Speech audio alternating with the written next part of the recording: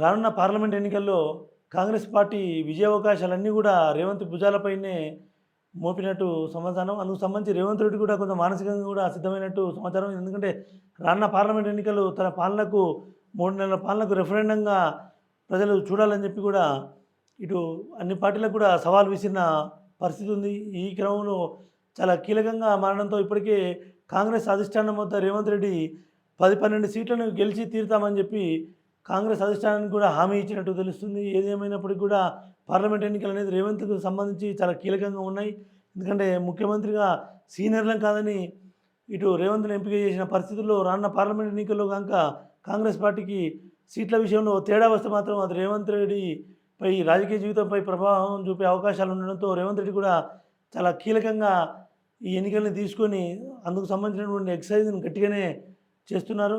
అందుకు సంబంధించినటువంటి ఇప్పటికే తన సంబంధించిన సొంత టీంను కూడా రంగంలో దింపి గెలుపు అవకాశాలపై అందరూ కూడా ఖచ్చితంగా ప్రయత్నాలు ముమ్మరం చేయాలని చెప్పి కూడా ఇప్పటికే ఆదేశాలు జారీ చేసినట్టు సమాచారం.